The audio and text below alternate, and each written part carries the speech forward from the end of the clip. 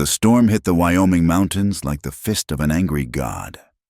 February 1887 had been cruel enough already, but this blizzard came howling down from the north with a fury that made even the oldest trappers shake their heads and mutter prayers.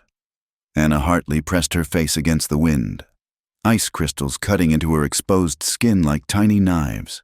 Her mare had thrown her hours ago when a snow shelf gave way, disappearing into the white void with her supplies and her only hope of finding the trail back to Cheyenne.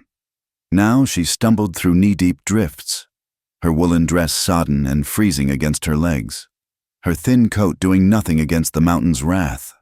She couldn't feel her fingers anymore, couldn't tell if the wetness on her face was melted snow or tears. The world had shrunk to a wall of white that moved and shifted, erasing all sense of direction. Each step took more effort than the last, her body screaming to just lie down, to rest for just a moment in the soft snow. Then, through the howling wind, she saw it, a dark shape that didn't dance and swirl like everything else. A cabin, real or mirage. She didn't care. She stumbled toward it, fell, crawled the last few yards on hands and knees that had gone past numb into a dangerous absence of feeling. The door was solid wood, real under her frozen fists. She pounded weakly, then harder when no answer came. "Please," she gasped, though the wind tore the word away. "Please, I'll die out here." The door opened so suddenly she nearly fell forward. A giant filled the doorway. No, a man, but larger than any she'd seen. 6.5 feet at least. Shoulders that blocked out the lamplight behind him. A full beard dark as coal. His eyes, gray as the storm outside, took in her bedraggled state in one swift glance. "Please," Anna forced through chattering teeth. "I have nothing to pay, but I'll—" She swallowed hard, forcing out words that tasted like ashes. "I'll give you anything, myself, if that's what you want. Just don't leave me to freeze." The man's expression shifted, not to the hunger she'd expected and dreaded, but to something that looked almost like anger. "Get inside," he said, his voice a low rumble like distant thunder. "Now!" She stumbled past him, and he slammed the door against the storm. The sudden absence of wind felt like a physical blow. She stood swaying in the middle of a small, neat cabin, unable to process the warmth, the stillness, the fact that she was alive. "That what you think of mountain folk?" The man's voice came from behind her, sharp with something she couldn't identify. "That we take advantage of a woman half dead from cold? I didn't mean—" Anna turned, but her legs chose that moment to give out. She would have hit the floor, but the giant moved faster than a man his size had any right to. Strong arms caught her, lifted her like she weighed nothing. "Save your strength," he said, the sharpness gone from his voice. "And save your dignity. You don't owe me nothing but common decency, and that goes both ways." He set her in a chair by the stone fireplace where flames crackled cheerfully, oblivious to the drama. Without asking, he pulled off her frozen boots, clicked his tongue at the state of her feet, white as candle wax, with angry red patches. "Frostbite starting," he muttered, then glanced up at her face. "This is gonna hurt like hell when the feeling comes back. I'm gonna rub them. Get the blood moving. It's medical, you understand? Nothing improper." Anna nodded, past caring about propriety. The man, she still didn't know his name, worked on her feet with surprising gentleness, his massive hands careful as he massaged life back into the frozen flesh. He was right about the pain. It came in waves, like her feet were being held to the fire, and she bit her lip hard enough to taste blood. "Name's Caleb," he said, not looking up from his work. "Caleb McKenna. Been living up here 8 winters now." "Anna," she managed between gritted teeth. "Anna Hartley, from Cheyenne. Long way from home." It wasn't a question. He rose, went to a chest in the corner, and came back with a heavy bear fur, without ceremony. He wrapped it around her shoulders. The fur smelled of wood smoke and pine, and it was so warm she nearly wept. "I'll heat some water," Caleb said, moving to the stove with economical grace. "Get some food in you. Then you can tell me what fool thing brought you up here in weather like this." "My father," Anna said, surprising herself with the honesty. "He died. Left debts. The bank took everything.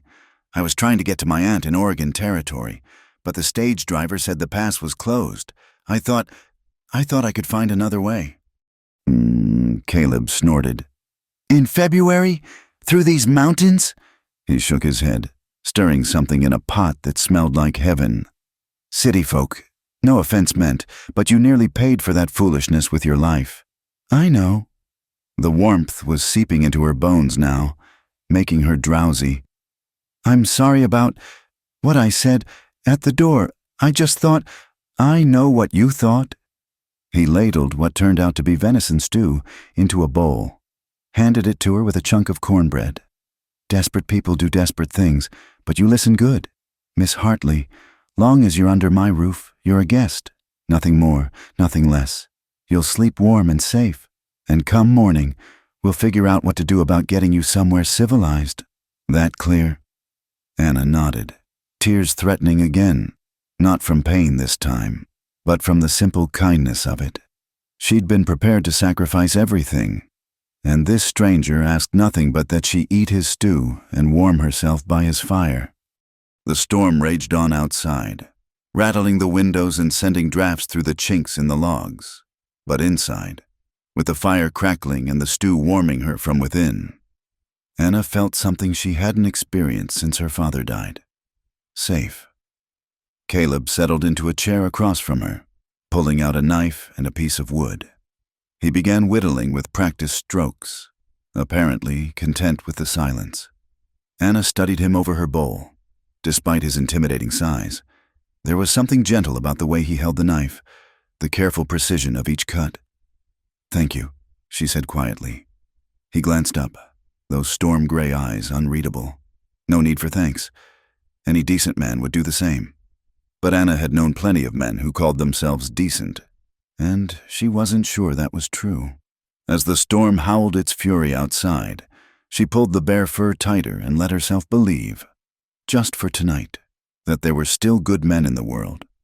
Men who could open their door to a desperate woman and see a person in need, not an opportunity. Tomorrow would bring its own challenges. The storm would end. Decisions would need to be made. But tonight, she was warm and fed and safe, and that was miracle enough. Caleb's knife continued its steady rhythm against the wood, and Anna found her eyes growing heavy. The last thing she saw before sleep took her was the big man rising to add another log to the fire, moving quiet as a cat despite his size, keeping the cold at bay. Anna woke to silence, not the peaceful quiet of morning, but the heavy stillness that comes when snow muffles the world. For a moment, she couldn't place where she was, the rough-hewn beams above her head, the weight of fur blankets, the smell of wood smoke and coffee. Then memory rushed back. The storm, the cabin, the giant man who'd saved her life and asked nothing in return. She sat up slowly, muscles protesting. She was on a narrow cot near the fireplace, still dressed in her clothes from yesterday, though someone, Caleb, had laid her boots by the hearth to dry. Pale light filtered through oiled paper windows, suggesting dawn had come and gone. "Morning," she startled at the deep voice. Caleb sat at a rough table near the window, a cup of coffee steaming in his massive hands. In daylight, she could see him better. His dark hair was touched with premature silver at the temples, his beard neatly trimmed despite their isolation. He wore a plain flannel shirt and canvas pants, both clean and mended with careful stitches. "I'm sorry," Anna said, pushing her tangled hair back. "I didn't mean to sleep so long. Needed it." He rose, poured coffee from a blue enamel pot into a second cup. "Storms passed, but we got 3 feet of new snow. You ain't going anywhere for a few days at least." He set the cup on the table, along with a plate of biscuits and dried apple slices.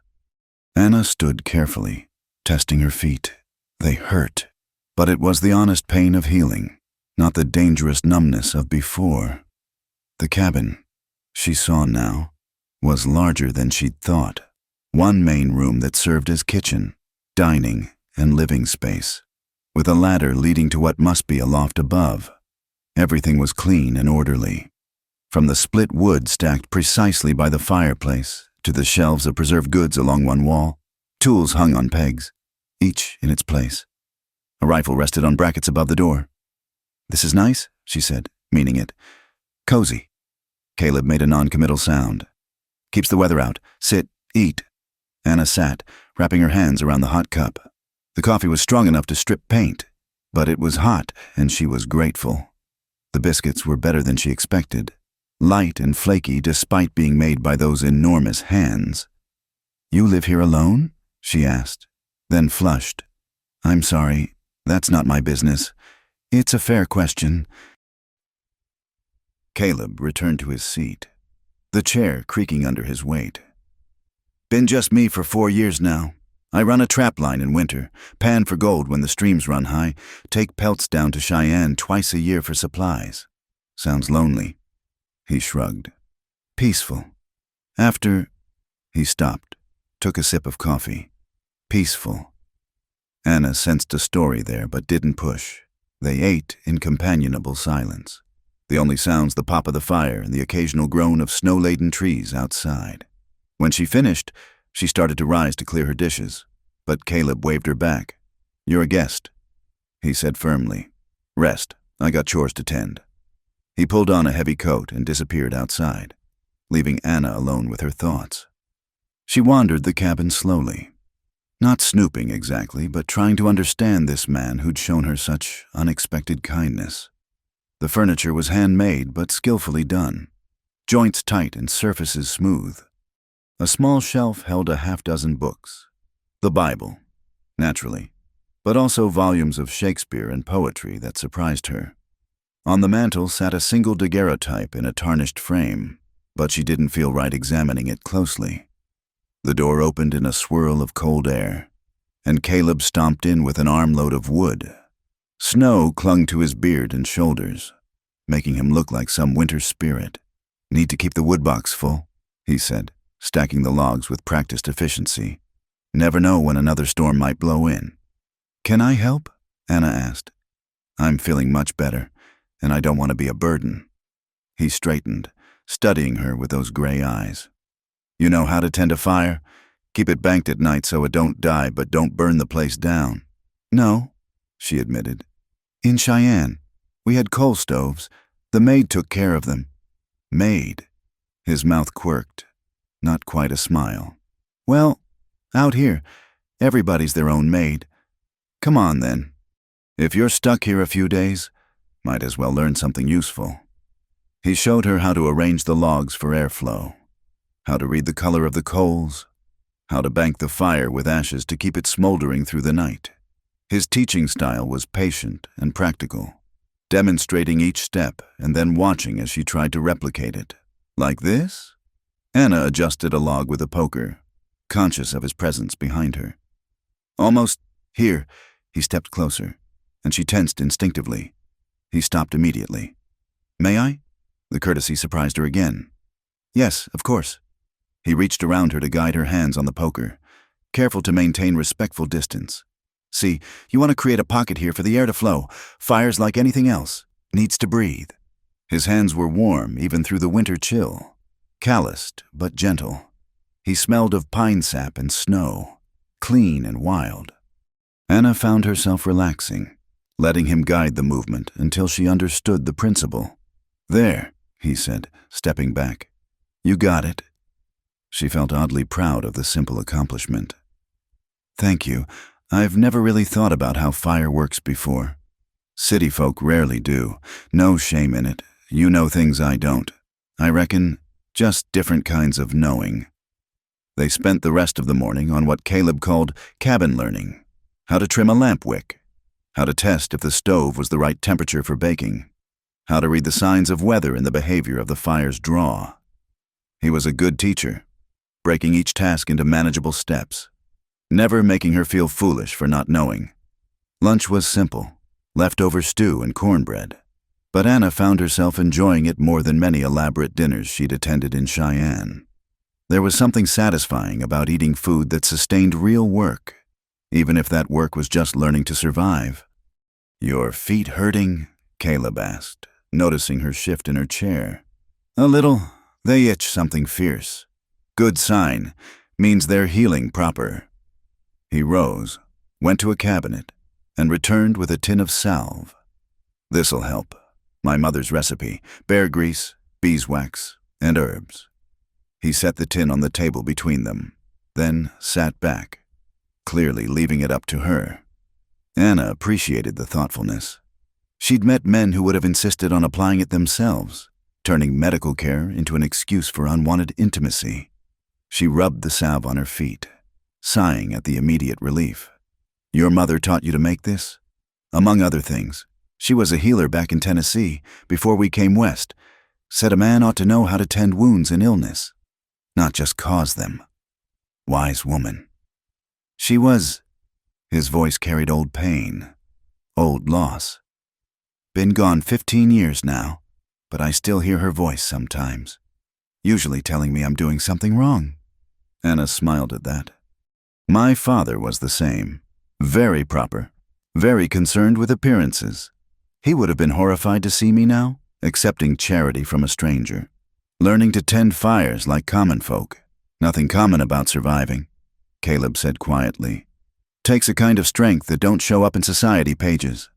They sat in comfortable quiet as the afternoon light slanted through the windows. Outside, the world was white and still, beautiful in its deadly indifference. Inside, the fire crackled and the coffee pot simmered, and Anna found herself oddly content. I should write to my aunt, she said eventually. Let her know I'm safe.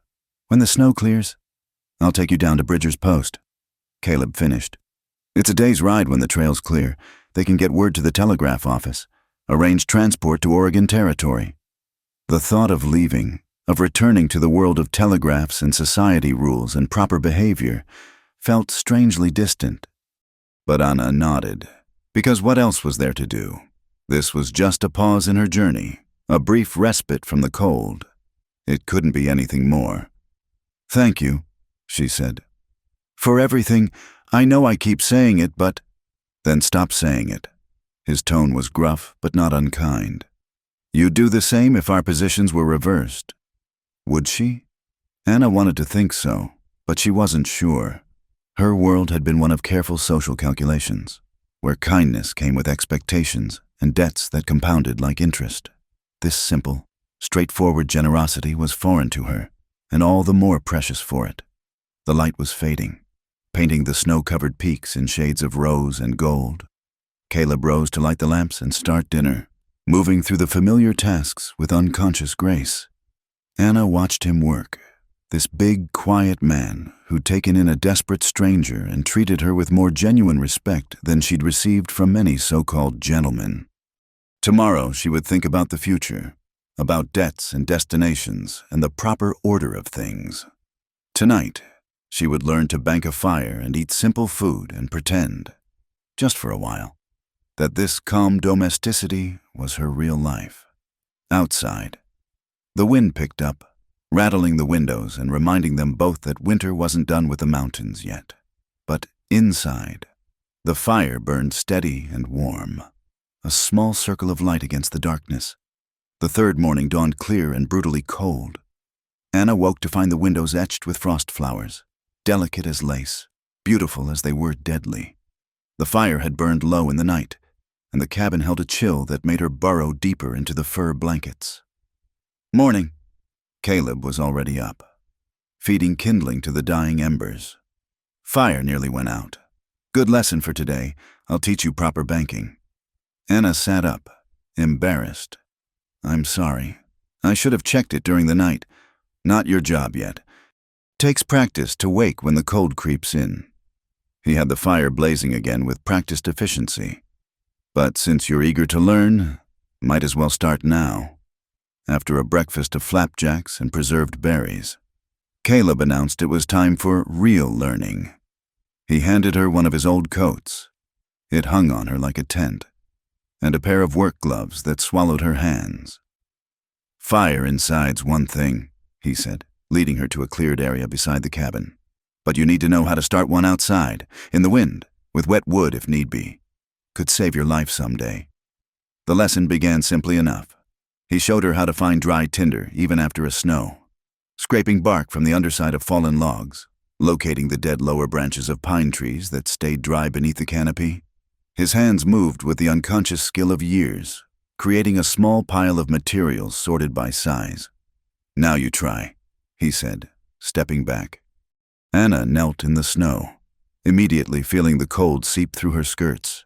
She tried to replicate what she'd seen, but her gloved fingers felt clumsy, and the bark she scraped came away in useless wet chunks. "Take the gloves off," Caleb advised. "I know it's cold, but you need to feel what you're doing." She pulled off the gloves, gasping as the cold bit into her fingers. The second attempt was better. She found dry bark beneath the wet exterior, just as he'd shown her. "Good. Now the kindling structure. Remember what I showed you inside?" Anna arranged the twigs in a small teepee, but when she tried to add larger pieces, the whole thing collapsed. She tried again. Another collapse. Her fingers were turning red, then white at the tips. "Here." Caleb knelt beside her, close enough that she could feel the warmth radiating from him. "May I guide your hands, like yesterday with the poker?" She nodded, not trusting her voice. His large hands covered hers, warming them instantly. Together, they rebuilt the structure, his fingers guiding hers in placing each piece. "Feel how this one balances. You want them to support each other, but with gaps for air." His voice was patient, encouraging. "That's it, just like that." When the structure stood complete, he reached into his pocket for a match safe. "In real trouble, you might need to use flint and steel, but we'll save that lesson for warmer weather. For now." He struck a match, cupping it against the wind, and held it to the tinder. Nothing happened. The flame licked at the bark but wouldn't catch. "Too much moisture," he diagnosed. "Even the dry stuff's got some damp, so we use this." He produced a small tin, opened it to reveal curls of what looked like white paper. "Birch bark. Burns even when wet. Always carry some." This time, when he applied the match, the bark caught immediately, flames spreading to the tinder, then the kindling. Anna felt a ridiculous surge of pride as the little fire crackled to life. "I did it!" "You did?" Was that a smile hiding in his beard? "Now the real test. Keep it going while I fetch more wood." He strode off toward the wood pile, leaving Anna alone with her tiny fire. She fed it carefully, remembering his lessons about not smothering the flames. A gust of wind threatened to blow it out, and she curved her body around it protectively, adding slightly larger sticks as the flames grew stronger. She was so focused on her task that she didn't notice Caleb had returned until his shadow fell across her. "Well done," he said simply, but the approval in his voice warmed her more than the fire. "You've got the instinct for it. Some folks never learn to read what a fire needs." "It's like—" Anna searched for words. "Like tending something alive. You have to pay attention, respond to what it tells you." "That's exactly right." He set down an armload of split logs. "My mother used to say fire was like friendship. Neglect it and it dies. Smother it and it dies. But tend it proper and it'll warm you through the coldest nights." They spent the next hour practicing. Caleb taught her how to build different types of fires. A tall flame for signaling, a low spread for cooking, a banked circle for lasting warmth. He showed her how to reflect heat with rocks, how to dry wet wood beside an established fire, how to save partially burned logs for quick starts later. "You're shivering," he observed as she successfully lit her fourth practice fire. "Time to go in." "Just one more," Anna protested through chattering teeth. "I almost have the hang of the windshield technique." "Tomorrow." His tone brooked no argument. "No point learning to survive if you catch your death in the process." Inside, the cabin felt like paradise. Anna held her hands to the stove, wincing as feeling returned to her fingers.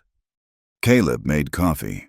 She was developing a taste for his paint-stripping brew, and they sat at the table while warmth seeped back into their bones.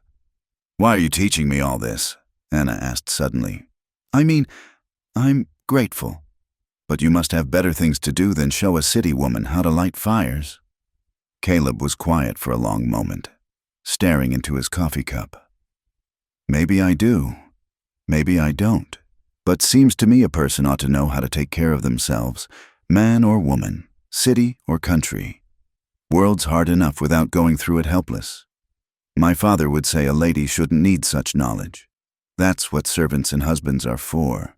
No disrespect to your father, but that kind of thinking gets people killed out here. He looked up, gray eyes serious. What happens to a lady when her servants run off and her husband's laid up with fever? What happens when the pretty walls of civilization crack and there's nobody to tend her fires but herself? Anna thought of those desperate hours in the storm. How close she'd come to simply lying down in the snow and giving up. She dies, she said quietly. Or she learns. You're learning. Because you're teaching me. He shrugged. Someone taught me once. My PA, my mother, an old trapper named French Pete who knew these mountains better than anyone. Knowledge ain't worth much if you don't pass it on. They worked together preparing dinner, venison steaks and baked potatoes. Simple fare that tasted better than any hotel meal. Anna was proud that she managed the fire in the cook stove without help. Adjusting the dampers to maintain the steady heat, Caleb said was crucial for proper baking. Getting the feel for it. He approved. Checking her work. Fire's got moods like anything else. You're learning to read them. After dinner, as was becoming their habit, they sat by the main fireplace. Caleb worked on what was emerging as a carved wooden horse, while Anna practiced knitting with yarn and needles he'd produced from somewhere. Her stitches were uneven and she dropped more than she caught, but it gave her hands something to do. I keep thinking, she said eventually, about what you said, about passing knowledge on. Is that why you're really helping me? Some kind of obligation to teach? Caleb's knife paused in its steady rhythm. Maybe partly, but also, he seemed to be choosing words carefully. Been a long time since I had someone to teach, someone who wanted to learn. Gets lonely. Keeping all that knowledge locked up with no one to share it with. Don't you get lonely up here, really? Sometimes. The admission came quiet. Winter nights when the wind howls and the walls feel like they're closing in. Spring mornings when the mountains are so beautiful it hurts, and there's no one to turn to and say, look at that. But lonely's not the worst thing a person can be. What is? Trapped. Living a life that ain't yours because it's what's expected. Waking up every day in a prison made of other people's ideas about who you ought to be. He glanced at her. Reckon you know something about that. Anna's throat tightened. Yes, I do. They sat in companionable silence while the fire popped and settled. Outside, the wind was picking up again, promising more snow by morning. But inside, in the circle of warmth and light, Anna felt something shifting between them. Not attraction, exactly, though she couldn't deny an awareness of his physical presence. It was more like recognition, one soul acknowledging another across the divide of their different worlds. Same time tomorrow, she asked. For the fire lessons? If the weather holds. Got some other things to teach you too.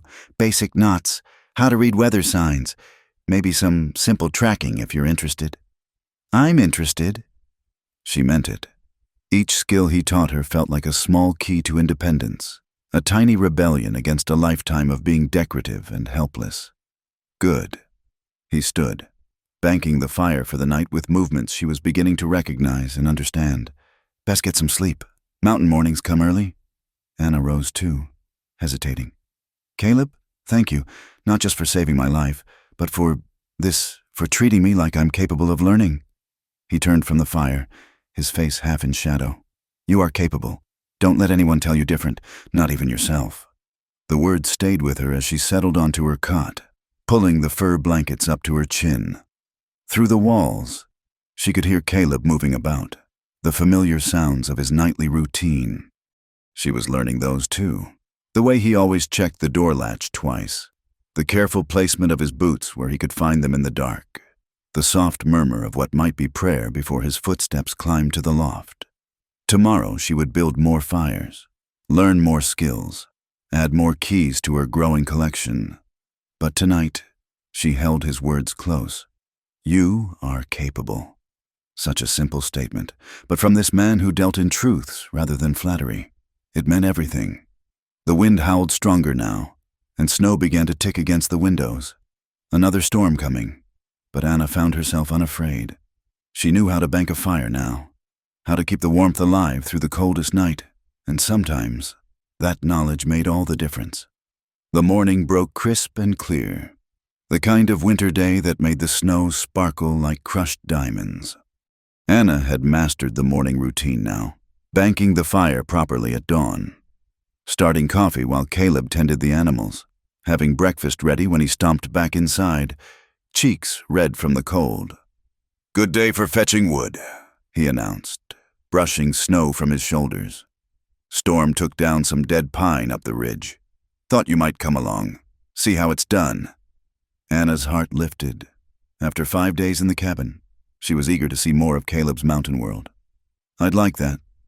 He studied her worn dress and thin boots. "Can't go like that. Wait here." He climbed to the loft, returned with an armload of clothing. They're clean and mended. Should fit well enough. Anna held up the items.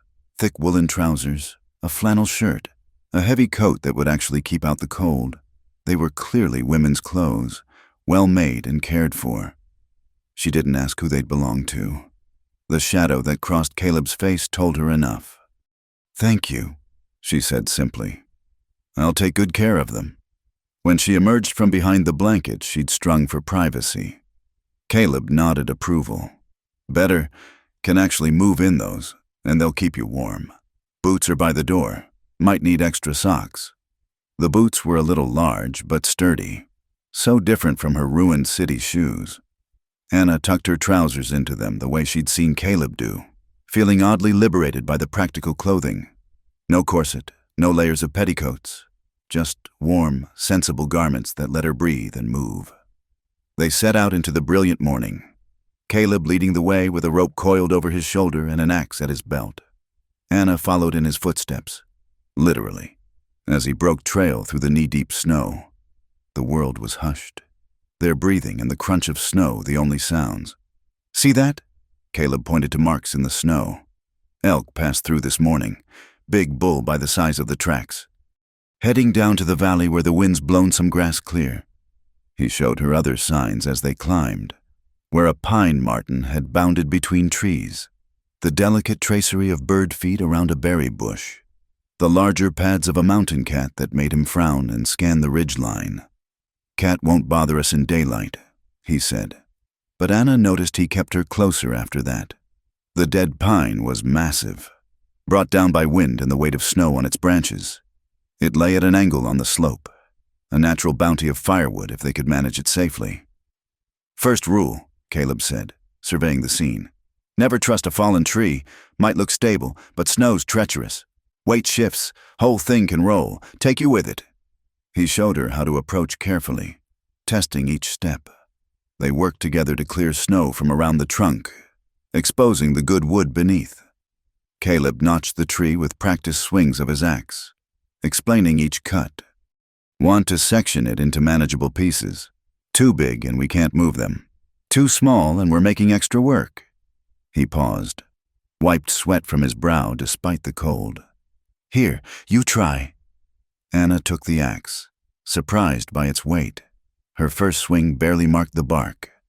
"Don't muscle it," Caleb instructed, moving behind her. "Let the weight of the axe do the work. May I?" She nodded, and he adjusted her grip, positioned her feet. "Swing from your whole body, not just your arms, like this." Together they brought the axe up and down, finding a rhythm. After a few guided swings, he stepped back, letting her continue alone. Her strikes grew more confident, biting deeper into the wood. "That's it," he encouraged. "You're getting the feel."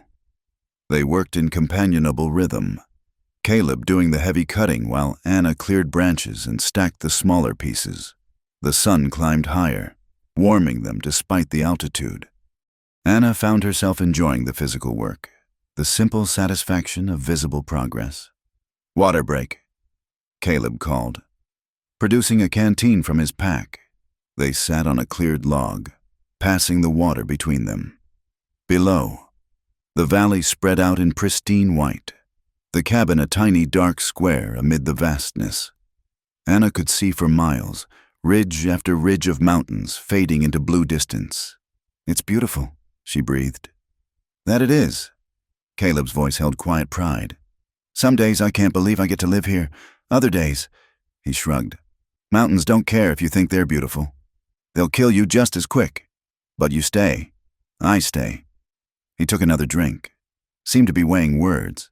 "Down there, in the towns, everyone wants you to be something. Son, soldier, citizen, proper this or that. Up here, the mountains only care if you're strong enough to survive them. Honest in a way people aren't." Anna understood. She'd fled a world of expectations herself, though her prison had been made of different materials, social calls and suitable marriages rather than unwanted obligations. "We should finish up," Caleb said, rising. "Want to get this wood back before—" He never finished the sentence. Above them, a cracking sound split the air.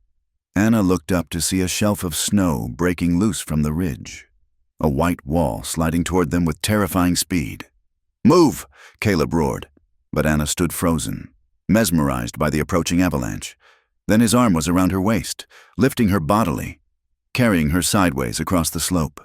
She felt the wind of the snowmass passing, heard the thunder of it, saw the world go white. Caleb threw them both behind a large boulder, his body covering hers as the slide roared past. Snow sprayed over them, into every gap in their clothing, but the main force of the slide missed them by yards. When the rumbling stopped and the air cleared, Anna found herself pressed against the rock face, Caleb's bulk shielding her completely. "You hurt?" His voice was rough with concern.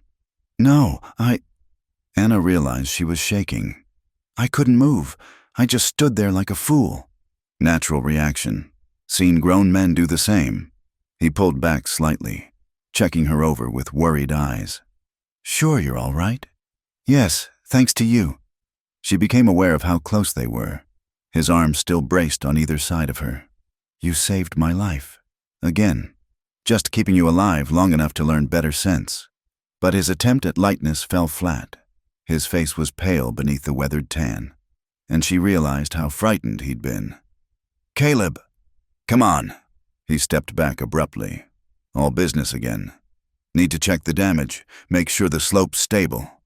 The avalanche had swept away half their cut wood, buried their tools. They dug out what they could recover, both shaken by how close it had been. The easy camaraderie of the morning was replaced by watchful tension. "My fault," Caleb said as they gathered the salvageable wood. "Should have watched the ridgeline better. Sun was warming that snow, making it unstable." "You couldn't have known." "I should have known. That's the point."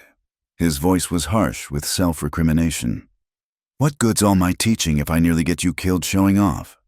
"You weren't showing off. You were teaching me to survive. Fat lot of good it does if you don't survive the lesson." They made multiple trips carrying wood back to the cabin, working in tense silence. Anna wanted to ease his guilt, but didn't know how. She understood. He'd taken responsibility for her safety and nearly failed. For a man like Caleb, that failure cut deep. As they stacked the last load by the cabin, Anna touched his arm. "I'm all right. We're both all right. That's what matters." He looked down at her hand on his sleeve, then up at her face. "When I saw that snow coming, saw you standing there," he swallowed hard. "Been a long time since I've been that scared. But you acted. You didn't freeze. You saved us both. This time," he pulled away gently, "might not be so lucky next time. Then teach me better. Show me how to read the ridge lines, how to spot danger. Don't pull back now because of what might have happened." He studied her for a long moment. "You sure? Mountains showed their teeth today. Most folks would be packing up, heading for safer ground." Anna thought about it honestly. The avalanche had terrified her. Yes, but it had also shown her something. How quickly Caleb had moved to protect her.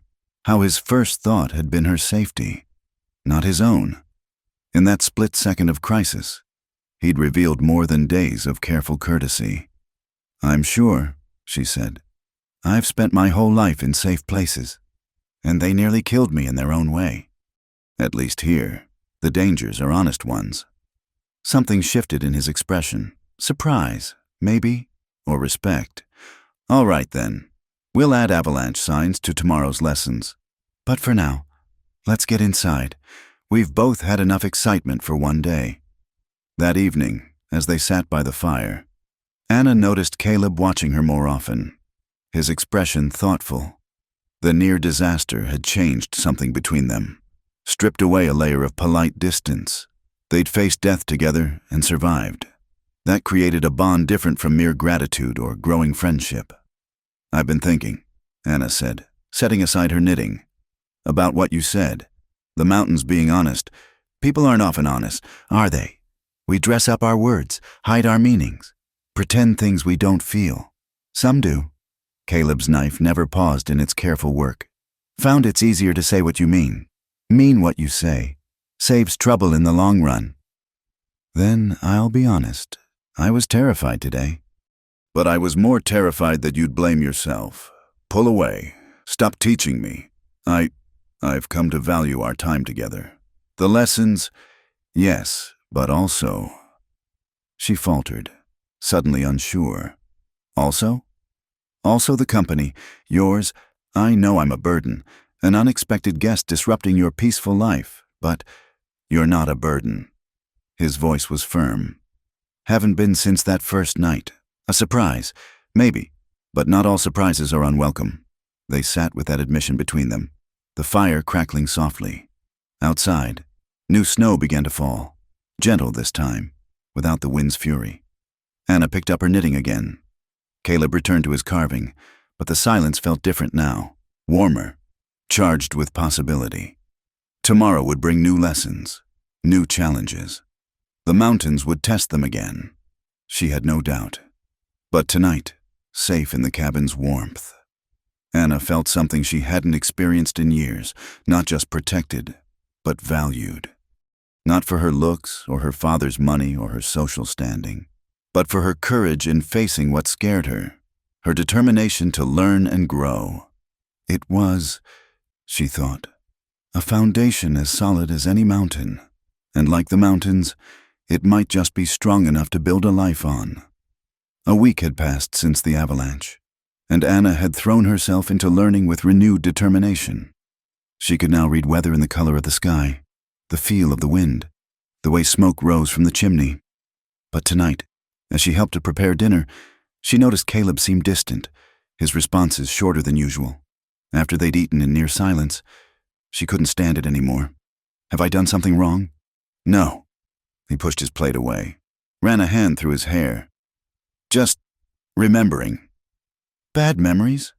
Instead of answering, he rose and went to a chest in the corner. Anna had never seen him open it before. He withdrew something carefully wrapped in oilcloth, hesitated, then brought it to the table. You asked once if I lived alone, he said quietly. Wasn't always the case. He unwrapped the bundle to reveal a woman's knitted scarf. Soft blue wool with a pattern of snowflowers worked into the design. His large hands touched it gently, as if it might dissolve. Her name was Sarah, my sister. She was 16 when she died. Anna's breath caught. The clothes I've been wearing, hers, yes, haven't been able to. He cleared his throat. She loved these mountains same as me. Used to say they made her feel free, like she could breathe properly for the first time. What happened? Caleb rewrapped the scarf with infinite care. Winter of '83. I was down in Cheyenne, getting supplies. Storm came in fast. One of those blue northers that drops the temperature 40 degrees in an hour. Sarah knew to stay inside, keep the fire going. But our milk cow got loose, wandered off in the snow. He stood abruptly, went to stare out the dark window. She went after it, just a girl trying to save the family cow. Found her 2 days later when I got back, frozen solid, not 50 yards from the barn. She'd gotten turned around in the whiteout. Couldn't find her way back. Oh, Caleb. Anna rose, moved toward him, but stopped when he held up a hand. That's why I've been teaching you so hard, he continued, his back still to her. Why I nearly went crazy when that avalanche came down. Already failed one woman in these mountains. Can't fail another. You didn't fail her. You couldn't have known. I should have been here. He turned, finally, and the raw pain in his eyes made her heart ache. Should have taught her better, prepared her more. Should have done 100 things different. She knew the dangers. You said yourself she loved these mountains. Loving them don't make them love you back. His voice was bitter. Mountains don't care about love or dreams or young girls with their whole lives ahead of them. They just take and take until there's nothing left but empty clothes and memories. Anna understood now. The neat cabin. Everything in its place. He was keeping it ready for someone who would never return. The lessons. The careful teaching. His fear during the avalanche. He was trying to save her the way he couldn't save Sarah. Is that why you stay? She asked softly. Punishment? Caleb slumped into his chair. Started that way. Figured I deserved the isolation, the hard winters. But somewhere along the way, he shrugged. This became home. Can't imagine living anywhere else now. Sarah would laugh at that, me becoming the hermit she always teased I'd turn into. Tell me about her. Not how she died, how she lived. For a moment, she thought he wouldn't answer. Then, slowly, like a dam breaking, the stories came. Sarah learning to ride before she could properly walk. Sarah naming every animal on their Tennessee farm. Crying when they had to butcher the hogs.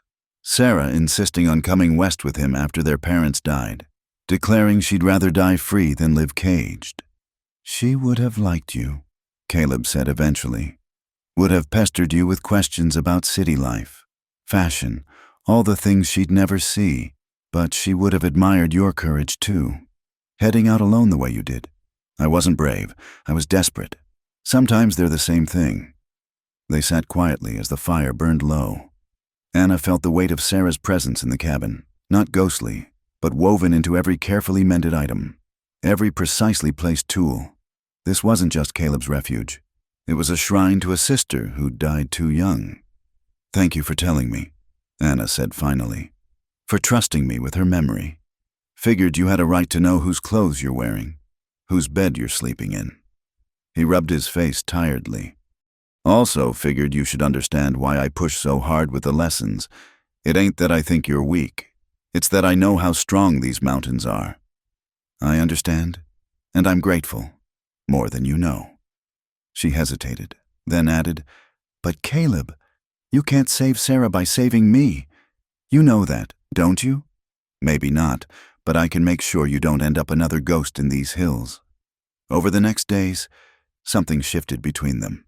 The revelation of Sarah had peeled back Caleb's careful reserve, exposed the grief he'd been carrying like the mountains carried snow, silent, heavy, waiting to avalanche.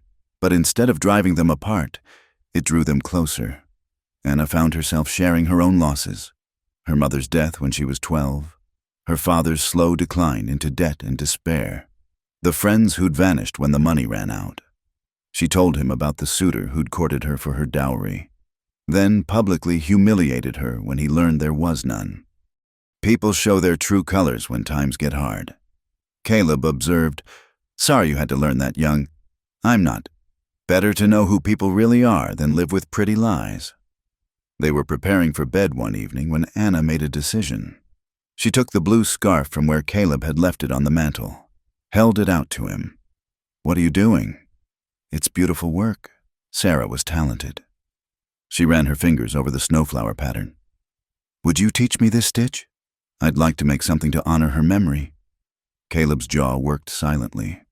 Then he took the scarf, sat beside her on the bench. She'd like that. Always said more people should know how to make beautiful things, not just necessary ones. With careful patience, he showed her how Sarah had created the intricate pattern. His fingers, so large and rough, moved with surprising delicacy as he demonstrated each step. Anna had to lean close to see properly, and she caught again his scent of wood smoke and pine. Like this? She attempted the stitch, fumbled it badly. Almost here. He guided her hands as he had with the axe, with the fire poker, teaching through touch and patient repetition. Sarah used to say it was like writing a letter with yarn, each stitch a word in the story. What story was she telling? Winter tales. She called them. Each pattern meant something. Snow flowers for beauty in harsh times, pine branches for strength, mountains for home. His voice roughened. Said when she wore it, she carried all those things with her. They worked until Anna's eyes grew heavy, managing a few rows of passable snowflowers. When she finally set the needles aside, Caleb carefully folded the scarf, but instead of returning it to the chest, he placed it in her hands. "Keep it with you," he said quietly. "Sarah would want it used, not hidden away." "Besides," a ghost of a smile touched his lips, "you'll need something warm when you head to Oregon Territory." Oregon Territory. The words sat strangely in the room. Anna had almost forgotten about her original destination, about the aunt waiting for word, about the world beyond these mountains. The reminder should have been welcome. She couldn't stay here forever, couldn't keep imposing on Caleb's solitude. But as she climbed to her cot, Sarah's scarf soft in her hands, Anna realized she didn't want to leave. Not yet, maybe not at all. Somewhere between learning to bank a fire and surviving an avalanche, between Caleb's patient teaching and quiet strength, she'd found something she hadn't known she was looking for. Home wasn't always a place. She thought, sometimes it was a person who saw your worth when the rest of the world saw only your failures. Someone who trusted you with their deepest pain and taught you to be strong enough to bear your own. Through the cabin walls, she heard the familiar sounds of Caleb's nightly routine. Tomorrow he'd teach her more, how to set snares, maybe, or read the stars for direction. Practical skills for a practical world. But tonight, she held a dead girl's scarf and felt the weight of being trusted with precious things. Sarah had loved these mountains and died in them. Anna was learning to love them too, but with her eyes open to their dangers, the difference, she thought, was Caleb. Sarah had faced the mountains alone when disaster struck. Anna had someone watching over her, someone who'd already proven he'd put himself between her and harm. It wasn't love. Not yet, but it was something strong and steady and real, like the mountains themselves. And maybe, Anna thought as sleep claimed her, that was better than love. Maybe it was the foundation love could be built on, one patient lesson at a time. The storm came 3 days later, worse than anything Anna had yet experienced. It started with a few innocent flakes at breakfast, but by noon the world had disappeared behind a solid wall of white. The wind screamed like a living thing, clawing at the cabin walls. "This is a bad one," Caleb said, peering through the window at the nothing beyond. "Could last days. We'd best prepare." They worked together with practiced efficiency, bringing in extra wood, checking the food supplies, filling every available container with water in case the pump froze. Anna felt a quiet pride at how naturally she fell into the rhythm. No longer the helpless city woman who'd stumbled to his door. By evening, the storm had intensified beyond anything she'd imagined possible. The cabin groaned and shuddered under the assault. Snow piled against the windows, blocking what little light remained. They ate a cold supper, not wanting to waste fuel on cooking when they might need every stick of wood for warmth. "Will the roof hold?" Anna asked, trying to keep the worry from her voice as another gust shook the rafters. "Built her myself," Caleb said with quiet confidence. "She'll stand." They were preparing for an early night when they heard it, a sharp crack like a rifle shot, followed by a grinding sound that made Caleb's face go white. "Get back!" he shouted, lunging toward Anna just as one of the main roof beams split and sagged. Snow cascading through the sudden gap, the beam came down at an angle, missing Anna by inches, but catching Caleb across the shoulder as he shoved her clear. He went down hard, the heavy timber pinning him to the floor. "Caleb!" Anna scrambled to him, her hands finding blood where the beam had torn through his shirt. "Oh God, you're hurt!" "I'm all right," he gritted out, though his face said otherwise. "Need to shore up that roof before the whole thing comes down." "Don't move!" Anna's mind raced, cataloging what needed doing. All those lessons, all that patient teaching, now she needed to use it. "Let me handle this." "Anna, you can't." "I can and I will. Now hush and save your strength."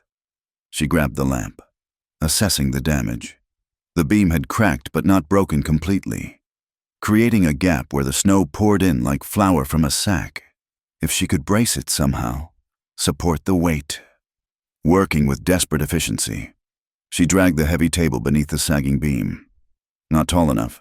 She added a chair, then another, building a makeshift support tower.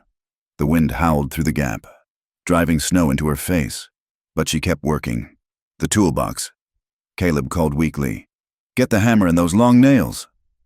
Anna found them, understood immediately what he meant. She climbed her precarious tower, fighting to keep her balance as the cabin shook. The nails were meant to pin the cracked beam, keep it from splitting further. Each hammer blow sent shock waves through her cold, numbed hands, but she persisted. "That's it," Caleb encouraged. "Drive them deep. Make them hold." When the beam was as secure as she could make it, Anna climbed down and attacked the gap itself. Using boards from the woodpile, she created a rough patch, hammering with more force than skill. Snow still sifted through, but the howling wind was blocked. Only then did she turn her attention to Caleb. The beam still pinned him, too heavy for her to lift alone. "The lever principle," he said, reading her desperation. "Get the pry bar from the wall. Use the overturned chair as a fulcrum." Anna had never been so grateful for his lessons. She positioned the bar and chair exactly as he instructed, putting all her weight behind it. The beam lifted just enough for Caleb to drag himself free with a grunt of pain. "Your shoulder," Anna said, helping him to sit against the wall. Blood soaked his shirt, and his left arm hung at an wrong angle. "Dislocated," he diagnosed. "Maybe some torn muscle. Need to set it before it swells worse. Tell me how." His eyes met hers, gauging her resolve. "It's going to hurt like hell. You sure you can do it?" "I'm sure." He talked her through it, positioning his arm, showing her where to grip. "On 3, quick and hard, straight back into the socket. Don't hesitate, no matter how I yell." Anna took a deep breath, said a quick prayer, and on 3, she pulled. The pop was audible even over the storm, and Caleb's cry of pain tore at her heart. But when she checked, the shoulder was back in place. "Well done," he said shakily. "Now binding. Tear up that old sheet. Make strips." She worked by lamplight, following his instructions to create a sling that would immobilize the joint. Her hands were steady now, the crisis focusing her completely. When she cleaned the gashes from the beam, Caleb barely flinched. "The salve," he said. "Same one you used on your feet. And there's whiskey in the cabinet. Pour some on the wounds first." Anna did as instructed, trying not to think about how pale he looked, how his usual strength had drained away. When she finished, he was shivering despite the fire. "Shock," he explained through chattering teeth. "Need to get warm, build up the fire, then help me to the chair beside it." Moving him was awkward with his injury, but they managed. Anna built the fire higher than usual. Conservation be damned. She brought all the blankets and furs, creating a nest around him. "You did good," Caleb said as she tucked another blanket around his shoulders. "Real good. Sarah couldn't have done better." "Don't talk like that. You're going to be fine." "I am, thanks to you." He caught her hand with his good one. "But Anna, the storm's not done. That patch might not hold. If the roof goes, it won't. I'll make sure of it." Through the night, she kept watch. Every hour, she climbed up to check the patch, hammering loose boards back into place, adding new ones where needed. She fed the fire religiously, brought Caleb water and the herb tea he directed her to make for pain. When he dozed fitfully, she studied his face in the firelight, seeing new lines of pain but also something like peace. Near dawn, the worst gust yet shook the cabin. Anna heard wood splintering and raced to look. Her patch was failing, boards peeling away like scabs from a wound. "The canvas," Caleb said groggily. "In the storage chest. Nail it over the whole thing." Anna found the heavy canvas, probably meant for a tent or wagon cover. Climbing back up in the shrieking wind, she fought to position it over the gap. The wind caught it like a sail, nearly tearing it from her hands, nearly taking her with it. "Anchor the corners first," Caleb called. Work your way in, nail by nail. She secured the canvas. Her fingers were numb, her face raw from the driving snow, but she didn't stop until the gap was sealed. When she finally climbed down, legs shaking with exhaustion, Caleb was looking at her with an expression she'd never seen before. "What?" she asked, suddenly self-conscious. "Nothing. Just, you're not the same woman who knocked on my door 2 weeks ago." "No," Anna agreed, slumping into the chair beside him. "I'm not." They sat together as the storm gradually wore itself out, like a giant beast finally tiring of its rampage. By full daylight, the wind had dropped to mere bluster, and patches of blue showed through the racing clouds. "I need to check the animals," Caleb said, trying to rise. "You need to rest that shoulder." Anna pushed him gently back down. "I'll check them. You taught me what to look for." His smile was tired but real. "That I did." The barn was still standing, the animals huddled but safe. Anna fed them, broke ice from their water, talked to them soothingly the way she'd heard Caleb do. When she returned to the cabin, she found him standing by the window, good arm braced against the frame. "You should be sitting," she scolded. "Wanted to see." He nodded toward the patched roof, visible from this angle. "You did that, in a blizzard, in the dark. You kept this cabin standing, kept us both alive. I had a good teacher. Maybe, but the teacher didn't climb up there last night. The teacher didn't set a dislocated shoulder or fight off a storm alone." He turned to face her fully. "You've got mountain heart, Anna Hartley. Suspected it from the first, but now I know for certain. Mountain heart means you don't quit when things get hard. Means you see what needs doing and do it, scared or not. Means..." He paused, seemed to be choosing words carefully. "Means you belong here, if you want to." The words hung between them, heavy with possibility. Anna thought of Oregon Territory, of the aunt she'd never met, of the plans that had seemed so important just weeks ago. Then she looked at this man who'd taught her to be strong, who'd trusted her with his grief and his knowledge, who looked at her now like she was something precious and powerful both. "The pass will be clear soon," she said carefully. "You said so yourself." "I did." His gray eyes never left hers. "Question is, do you want it to be?" Before she could answer, he swayed slightly, good hand going to his injured shoulder. "That's enough standing for now," Anna said firmly, guiding him back to the chair. "We can talk about passes and plans when you're healed. For now, you're going to rest while I make breakfast, and then I'm going to check that roof patch properly in daylight. No arguments." "Yes, ma'am," Caleb said, but he was smiling. "See? Mountain heart. Bossy as any blizzard when you need to be." Anna built up the fire and started breakfast, hyper-aware of his eyes following her movements. Everything had changed in the night, not just the dynamic between them, but her understanding of herself. She'd faced down a killing storm and won. She'd saved the life of the man who'd saved hers. She'd proven she could survive here, not just as a guest or student, but as an equal partner. The question now wasn't whether she could make it to Oregon Territory. The question was whether she wanted to leave at all. And looking at Caleb's battered but peaceful face in the morning light, Anna thought she might already know the answer. The days following the great storm fell into a new rhythm, with Caleb's shoulder healing slowly. Anna took on more responsibilities, tending the animals, hauling water, managing the daily chores that kept their small world running. The storm had trapped them with walls of snow higher than her head, but she found she didn't mind the isolation. "Looks like we're snowed in proper," Caleb observed on the third morning, gazing out at the white walls surrounding the cabin. "Could be 2 weeks before we can dig out, maybe more." "I'll need to be careful with the supplies then," Anna said, mentally cataloging their stores. "We'll be fine. Laid in plenty before winter hit." He shifted his injured arm slightly. "Testing. Besides, gives us time." "Time for what?" He didn't answer directly, but something in his expression made her heart beat faster. They settled into an easy domesticity. Mornings were for chores and lessons. Caleb teaching from his chair while Anna practiced knots, learned to read the wood grain for splitting, studied the art of preserving meat. Afternoons they worked side by side on indoor tasks, mending harnesses, sharpening tools, preparing meals together. "You're favoring that shoulder too much," Anna observed one afternoon, watching him struggle one-handed with braiding a new rope. "It needs to move some or it'll freeze up permanent. Hurts like the devil when I move it." "I know, but Sarah would tell you to stop being a baby about it."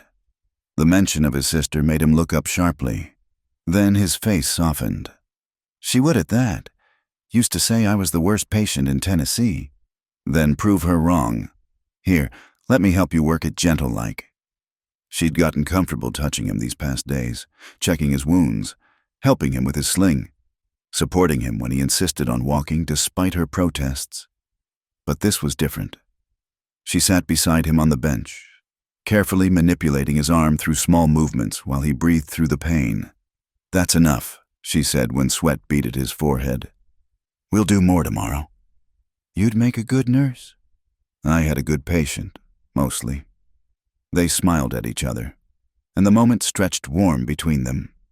Anna became aware of how close they were sitting, how natural it had become to be near him. Somewhere in the crisis and its aftermath, the careful distance they'd maintained had dissolved. That evening, as they shared supper, Caleb cleared his throat. "Been thinking about what happens when the snow clears?" Anna's hand stilled on her spoon. "Oh. Trail to Bridger's Post will be open. Could get word to your aunt, arrange that transport to Oregon Territory." He wasn't looking at her, focusing instead on his plate. "Get you back on track for the life you were heading toward? Is that what you want, for me to leave?" "What I want." He set down his fork, finally met her eyes. "What I want don't matter if it's not what you want, too." "Caleb McKenna, are you always this difficult about saying what you mean?" Despite everything, he smiled. "Sarah used to ask the same thing. Said I could talk straight to a horse but got tongue-tied around people who mattered." "I matter? You know you do." The simple honesty in his voice made her breath catch. "Question is, do I matter enough for you to stay? This ain't an easy life, Anna. It's beautiful and free, but it's hard. Lonely sometimes. Cold always. No society, no shops, no proper doctoring when you need it. Just mountains and snow and whatever two people can build together." Anna set down her own fork, gathered her courage. "These past weeks, I've learned something. I spent my whole life in society, surrounded by people, and I've never been lonelier than I was in those ballrooms. I had shops and doctors and all the proper things, and they didn't keep my father from dying broken-hearted or protect me from losing everything." She stood, moved to the window where snow still pressed against the glass.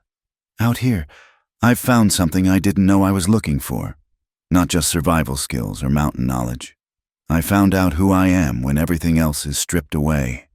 And I found—" "What?" His voice was rough. "What did you find?" She turned to face him. "I found a man who sees me as capable, not ornamental, who trusts me with his grief and his knowledge, who put his body between me and an avalanche, who talked me through saving both our lives in a blizzard." Her voice dropped to barely above a whisper. "I found home."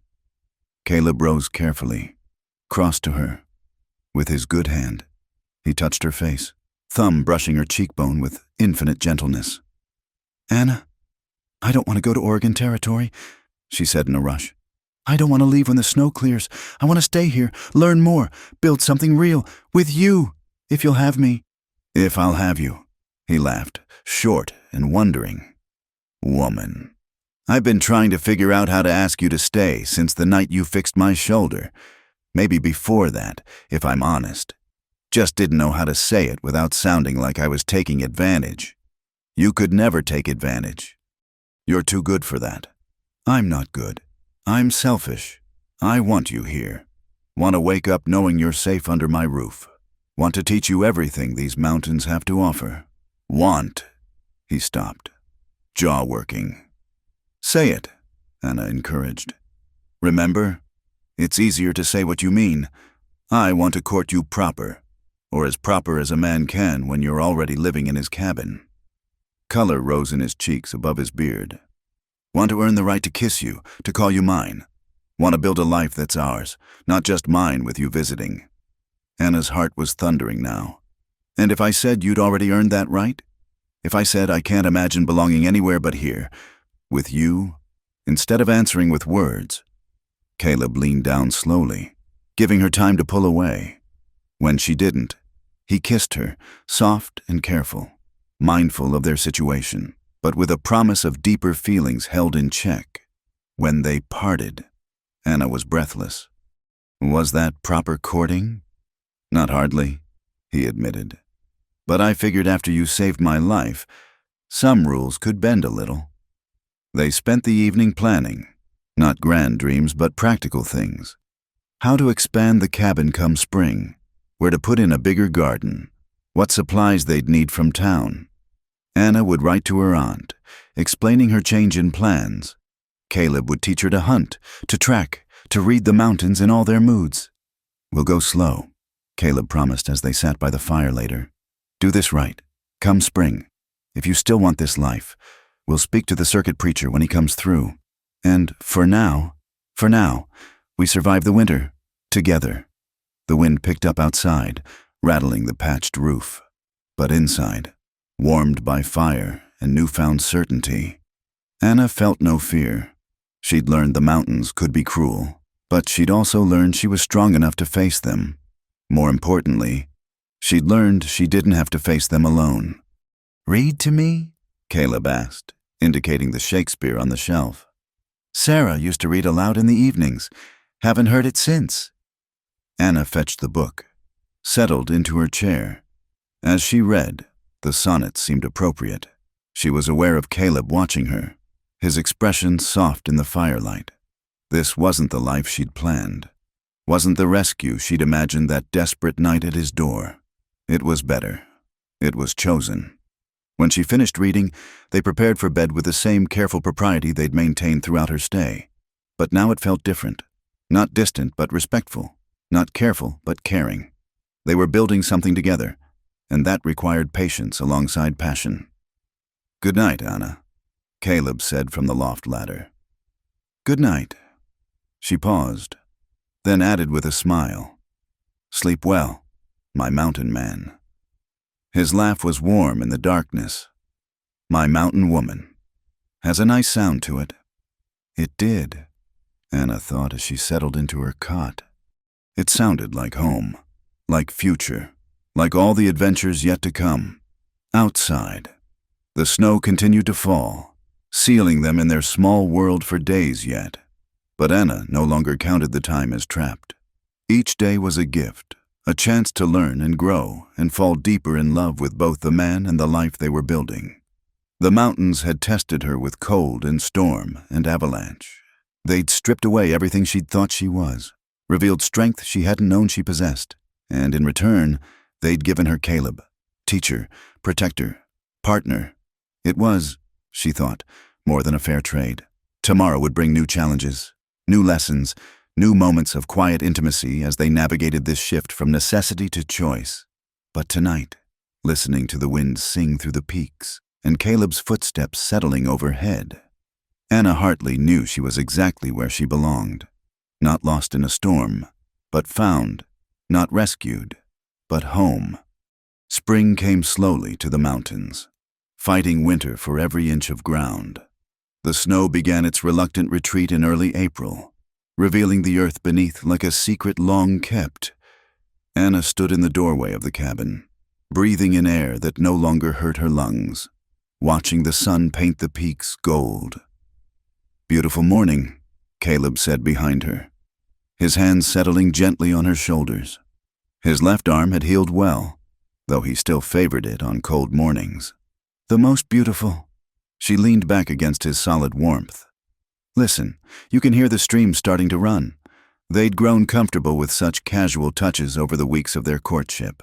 True to his word, Caleb had courted her with mountain propriety, teaching her, protecting her, sharing his world while respecting the boundaries that kept their relationship honorable. but Anna felt the restraint in him sometimes. Saw it in the way his hands lingered just a moment before pulling away. "Circuit preachers should be through in a week or two," he said quietly. "Jacob Winters always makes his rounds once the pass clears." Anna turned in his arms to face him. "Are you asking me something? Caleb McKenna?" He smiled. That rare full smile that transformed his weathered face. "Suppose I am. Done things backward. Had you living in my home before I properly asked for your hand. But if you'll have me, Anna Hartley, I'd like to make it right. Make you my wife, legal and proper." "Yes." The word came without hesitation. "Yes, of course, yes." He kissed her then, deeper than their careful kisses of the past months, full of promise and barely restrained passion. When they parted, both were breathless. "Should probably fix the roof proper before we take vows," Caleb said, ever practical even with his eyes still dark with emotion. "Don't want to bring a bride to a house held together with canvas and prayers." "Our first storm," Anna corrected. "I'd marry you in a cave if that's what we had." They spent the next days in a flurry of preparation. Together they properly repaired the storm damage. Anna learning to cut and place shingles under Caleb's direction, they expanded the cabin's main room, adding space for the life they planned to build. Anna threw herself into making the cabin more homelike, curtains for the windows from fabric Caleb had stored away, fresh chinking between the logs, a new quilt for their eventual marriage bed. "You're nesting," Caleb observed with amusement, watching her rearrange the furniture for the third time. "I want it perfect for when the preacher comes." "It's already perfect. Has been since you decided to stay." One afternoon, as they worked side by side in the garden plot, Anna asked the question that had been on her mind. "Do you think Sarah would have approved? Of us?" Caleb paused in his digging, considering. "She would have loved you. Would have been pestering you with questions, teaching you her recipes, probably trying to convince you to add lace to everything." His smile was soft with memory. "She always said I needed someone strong enough to handle the mountains, but soft enough to remind me I had a heart. Reckon she would have said you were exactly right." That evening, they sat on the porch Caleb had built, watching the sun set over the valley. The mountains were purple with shadow, streams of snowmelt glittering like silver ribbons far below. Anna wore Sarah's blue scarf around her shoulders, the wool soft with years of wear. "I have something for you," Caleb said suddenly. He went inside, returned with a small wooden box Anna had never seen before. Inside, nestled in faded velvet, lay a simple gold ring. "Was my mother's," he explained. "Brought it west with me, thinking someday. Well, Sarah used to tease that I'd have to go down to the settlements to find a woman willing to put up with me. Never imagined someone like you would come knocking on my door in a blizzard." Anna lifted the ring, seeing the worn inscription inside, "Forever faithful." Her eyes misted. "It's perfect." "Try it on." The ring fit as if made for her. Anna held up her hand, watching the last sunlight catch the gold. "How long have you been waiting to give this to me?" "Since the night you mended my shoulder. Maybe since you stood up to that storm and won. Since—" He caught her hand, pressed it to his chest where his heart beat strong and steady. "Since I realized you weren't just passing through anymore. You'd become part of these mountains, part of me." 2 mornings later, they woke to voices in the valley. Caleb went out to investigate, returned with a grin.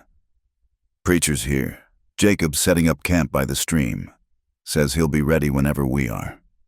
Anna's heart leaped. "Today? If you want. Or we can wait." "Today," she said firmly. "I've waited long enough to start our life proper." They dressed in their best, Anna in a clean dress she'd mended and improved with some of Sarah's stored lace. Caleb in a shirt and trousers that actually matched. Anna braided her hair with early wildflowers, while Caleb shaved with extra care, trimming his beard neat.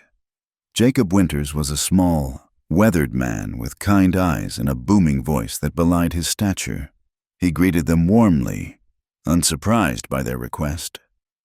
"Wondered when you two would get around to it," he said with a knowing smile. Caleb McKenna taking in a woman for the winter, whole territories been speculating.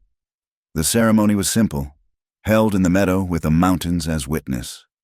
Jacob spoke words of commitment and partnership, of building a life together through hardship and joy. When he asked for the rings, Caleb produced not just his mother's band, but a larger one Anna recognized. He'd carved it himself from antler, polished smooth as satin. When did you make this?" she whispered. "Winter evenings while you read to me. Figured a mountain bride deserved a mountain ring." They exchanged vows as the sun climbed toward noon, eagles circling high above as if in benediction. When Jacob pronounced them husband and wife, Caleb kissed her with none of his former restraint, lifting her off her feet while the preacher chuckled. "I'll be heading down valley," Jacob said after they'd signed the marriage certificate. "Any messages you want carried?" Anna had already written to her aunt, explaining her change in fortune, but now she added a postscript. "Married today to Caleb McKenna, the best man in all the Rocky Mountains. I am happier than I ever dreamed possible. The mountains have become my home, and I have found my heart's true partner. Do not worry for me. I am exactly where I belong." That evening, their first as husband and wife, they sat together on their porch, watching stars emerge in the darkening sky. Anna wore both rings, the gold band with its promise of faithfulness, and the carved antler that spoke of the wild beauty of their mountain life. "No regrets?" Caleb asked, arm around her shoulders. "Only one," Anna said, and felt him tense. She smiled. "I regret it took a blizzard to bring me to your door. Think of all the time we could have had." He relaxed, pulled her closer. "Wouldn't change it. You needed to come here tested by the mountains, not running from something but fighting towards something. Made you strong enough to choose this life with open eyes." "The Chinese have a saying," Anna said, remembering something from a book. "They say an invisible red thread connects those destined to meet, regardless of time, place, or circumstances. The thread may stretch or tangle, but it will never break." "Reckon our thread took some interesting turns." Caleb agreed. Through a blizzard and an avalanche, over a dislocated shoulder and a broken roof. But it held. They sat in comfortable silence as the night deepened around them. Somewhere in the forest, an owl called. The stream sang its endless song of snowmelt and stone. The mountains stood eternal, indifferent to human happiness, but providing the backdrop for it nonetheless. "What are you thinking?" Caleb asked eventually. Anna considered. "I'm thinking about that first night. How I offered you something I thought you'd want, something I thought was all I had to give. How wrong I was about everything. You were desperate people. Do desperate things, I know, but you saw through that desperation to who I really was, or who I could become."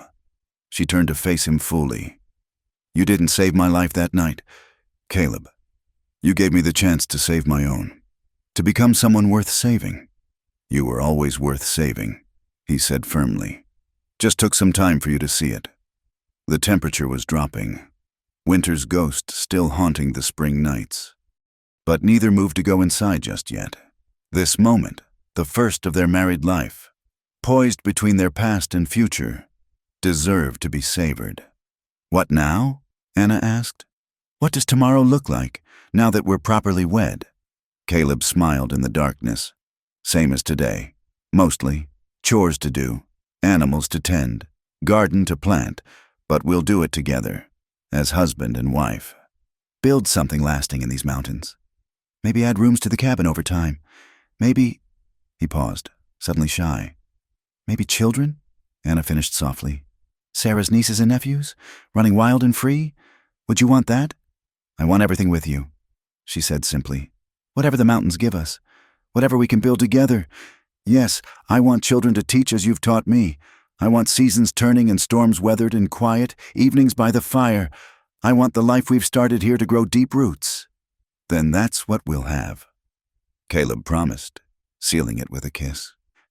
When the cold finally drove them inside, they found the cabin transformed, not in its structure but in its meaning. This was no longer Caleb's refuge where Anna was a guest. This was their home, their starting place, their shelter against whatever storms might come. As they climbed to the loft together for the first time as husband and wife, Anna touched the wooden walls worn smooth by years of living. "Thank you," she whispered. "For what?" "For opening your door that night, for seeing me not as burden or opportunity, but as a person worth teaching, worth knowing, worth loving." "Anna McKenna," Caleb said, and her new name sent shivers through her. "I should be thanking you. You brought life back to these walls, gave me purpose beyond surviving, reminded me that some risks are worth taking." Outside, the mountain stood silent witness to their joy, ancient and enduring. Tomorrow would bring its challenges. Life in the high country always did. But tonight, in their cabin built of logs and love, two souls who'd found each other through storm and trial celebrated the beginning of their greatest adventure yet. A life built together, one day at a time, with mountain hearts strong enough to weather whatever came.